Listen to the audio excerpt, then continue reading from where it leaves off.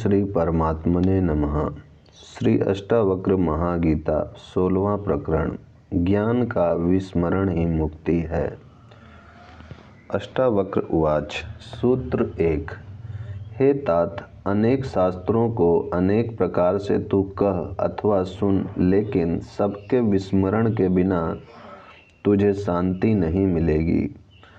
अष्टावक्र जनक को तत्वज्ञान का उपदेश देते हुए कहते हैं कि हे तात, शास्त्र अनेक प्रकार के हैं जिनमें विभिन्न मत हैं।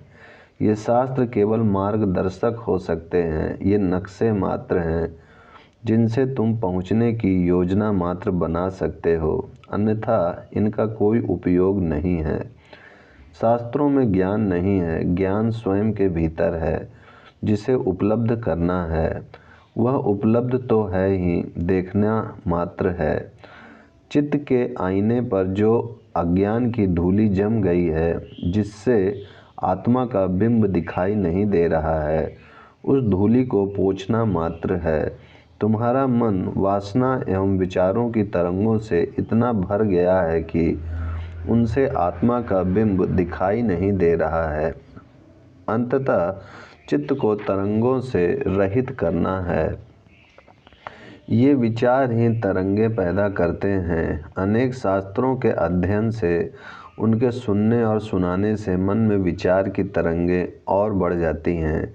इनसे तर्क वितर्क पैदा होता है, भ्रम पैदा होता है, पांडित्य आता है, जिससे अहंकार बढ़ता है। मन के भरने से आत्मज्ञान नहीं होता, उसके खाली करने से होता है। संग्रह अथवा परिग्रह चाहे धन का हो, यश का हो, मान सम्मान का हो या विचारों का, यह संग्रह ही बाधा है जिससे व्यक्ति आत्मज्ञान से वंचित रहता है।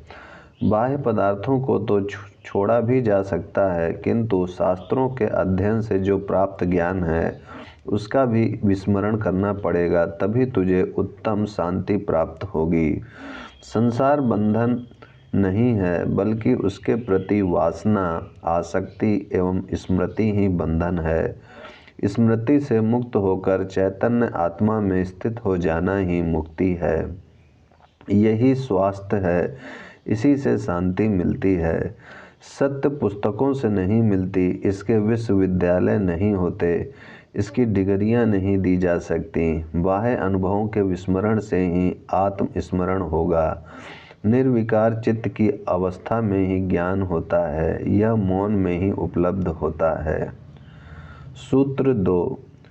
हे विज्ञ, ज्ञान स्वरूप भोग, कर्म अथवा समाधि को तू चाहे साधे तो भी तेरा चित्त स्वभाव से सभी आशयों से रहित होने पर भी अत्यधिक लुभायमान रहेगा। चित्त का स्वभाव ही चंचलता है, वह हमेशा विषयों की ओर लुभायमान रहेगा ही। वह विभिन्न भोगों के भोगने पर भी तृप्त नहीं होता, विभिन्न कर्मों के करने से भी वह कभी शांत नहीं होता। अधिक से अधिक प्राप्त करने की इच्छा उसकी बनी ही रहती है। इतना ही नहीं, समाधि में भी उसकी चंचलता शांत नहीं होती। थोड़े समय उसका निरोध हो जाता है, किंतु बीज रूप में जो उसकी चंचलता है वह नष्ट नहीं होती। इसीलिए समाधि में वह सभी आशयों से रहित ज्ञात होता हुआ भी समय आने पर पुनः विषयों की ओर भागेगा ही। इसलिए हे जनक, तू विज्ञ है, ज्ञान स्वरूप है, अतः चित्त की इस चंचलता को समझकर इससे प्रभावित मत हो। सूत्र 3। प्रयास से सब लोग दुखी हैं, इसको कोई नहीं जानता है। इसी उपदेश से भाग्यवान लोग निर्वाण को प्राप्त होते हैं। प्रयास से मिलता है संसार, धन, यश, पद, प्रतिष्ठा, ज्ञान, विद्वता, ऐश्वर्य, समृद्धि आदि सब कुछ प्रयास से ही मिलता है। बिना प्रयास के यहाँ कुछ भी नहीं मिलता। वैज्ञानिक उपलब्धियाँ, कृषि, यातायात, संचार साधन, वाणिज्य, व्यापार आदि सब कुछ जो आज हम देख रहे हैं, वह पीढ़ियों से किए गए मानव प्रयास का ही परिणाम है। यदि मनुष्य ने प्रयास न किया होता तो दुनिया जितनी सुंदर एवं उपयोगी बनी है, उतनी कभी नहीं बन पा सकती थी।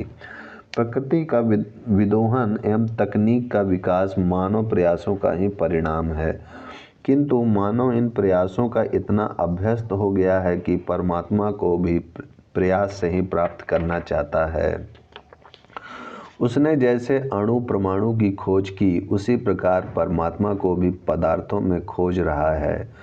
वह उसे जप तप योग साधना हठ योग मंत्र भक्ति स्मरण पूजन आदि के प्रयासों से प्राप्त करना चाहता है, किंतु परमात्मा प्रयास से नहीं मिलता, ढूंढने से नहीं मिलता, क्योंकि वह कहीं खोया नहीं है। वह भीतर है, जिसे देखना मात्र है। वह विस्मृत है, उसे पुनः स्मृति में लाना मात्र है। इसमें प्रयास करना मार्ग नहीं है, अप्रयास ही मार्ग है। चित्त की शांति एवं जागृत अवस्था ही इसे पाने का उपाय है। प्रयास से तनाव पैदा होता है, विचार पैदा होते हैं, तर्क वितर्क होते हैं। इसी प्रयास से सुख दुख होते हैं, जिससे मन में विक्षेप पैदा होते हैं, जिससे भीतर की आत्मा की झलक उसे नहीं मिल पाती है। परमात्मा को पाने का मार्ग संघर्ष नहीं समर्पण है। प्रयास में कर्तापन है, जिससे अहंकार बढ़ता है, जो मुख्य बाधा है। अहंकार और परमात्मा एक साथ नहीं हो सकते। अहंकार गिरने पर, मैं भाव के गिरने पर परमात्मा ही बसता है।